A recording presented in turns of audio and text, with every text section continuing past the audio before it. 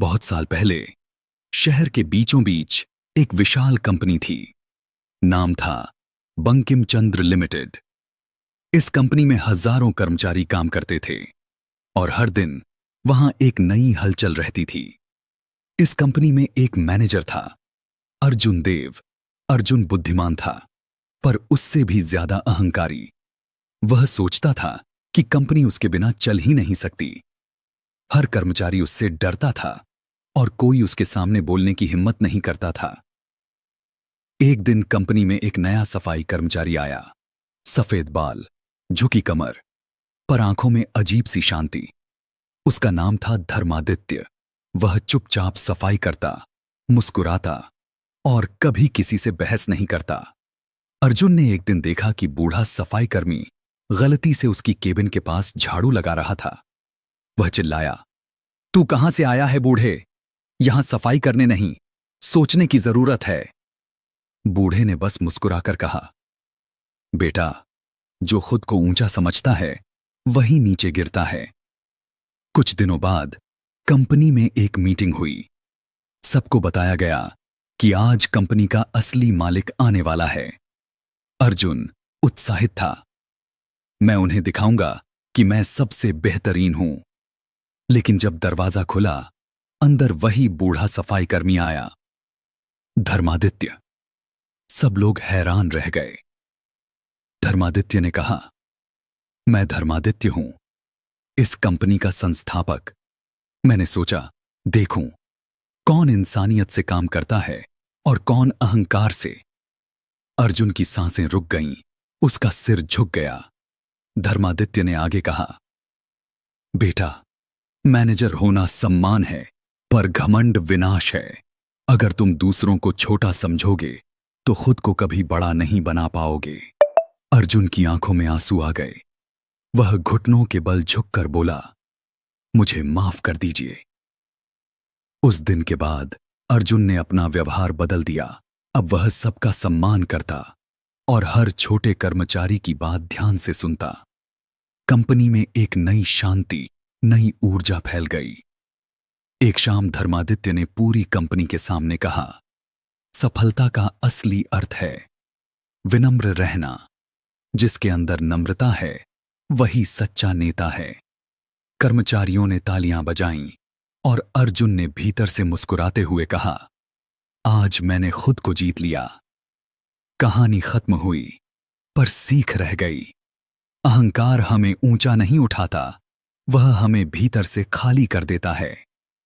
सच्ची ताकत विनम्रता में है और सच्ची महानता दूसरों को सम्मान देने में।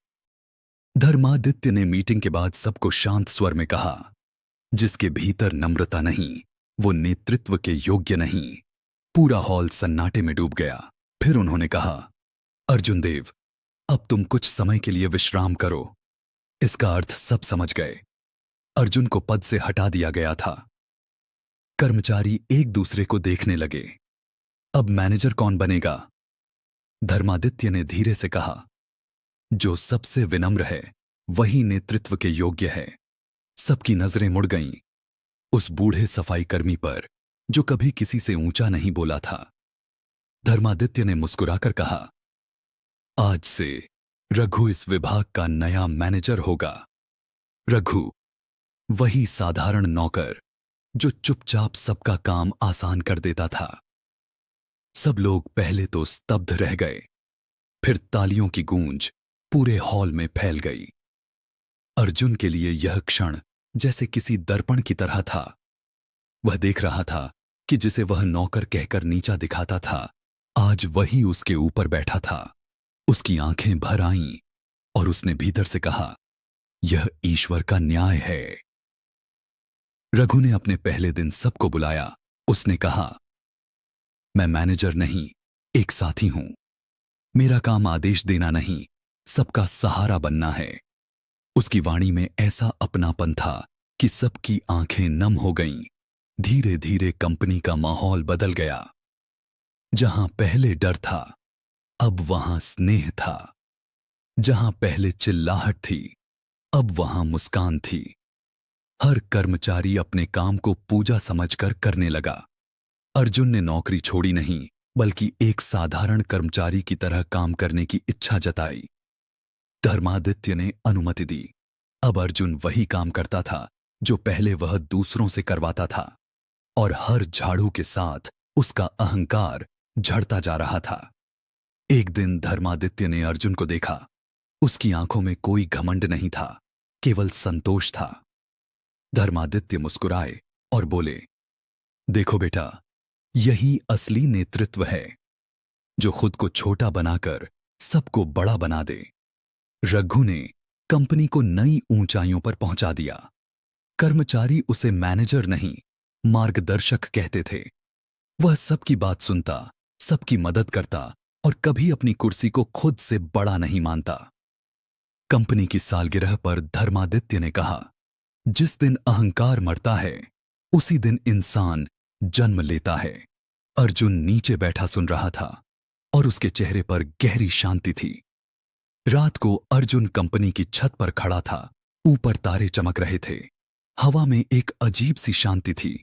उसने आसमान की ओर देखा और कहा, धन्यवाद प्रभु, मुझे गिराकर आपने मुझे उठाया।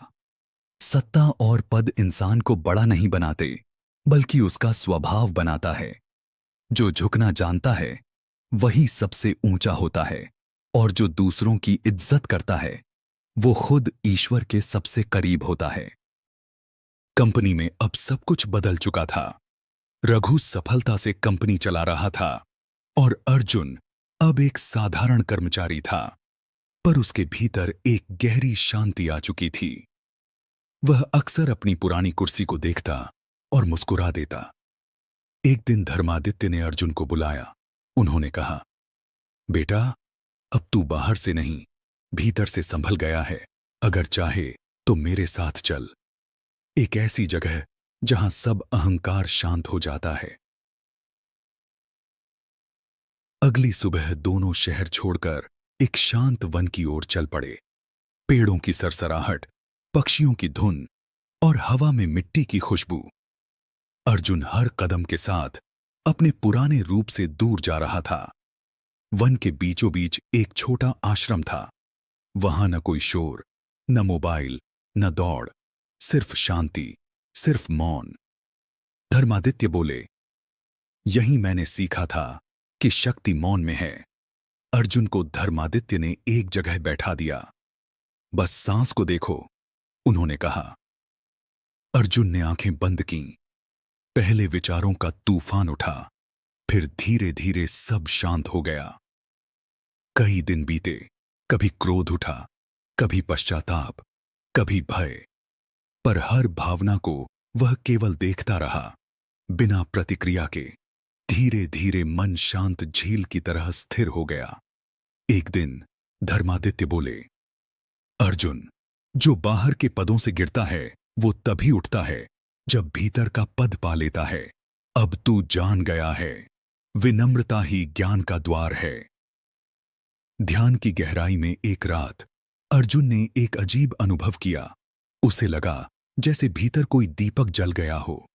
वो प्रकाश उसे कह रहा था, अब तू वही है जो तू हमेशा से था, शांत, निर्मल, पूर्ण। कई सप्ताह बाद अर्जुन शहर लौटा, पर अब वह पहले जैसा नहीं था। वह कम बोलता, ज्यादा सुनता, और जब भी बोलता हर शब्द में करुणा होती। लोग उसे देख मुस्कुराते और कहते, अब अर्जुन नहीं, अर्जुनानंद लौट आया है।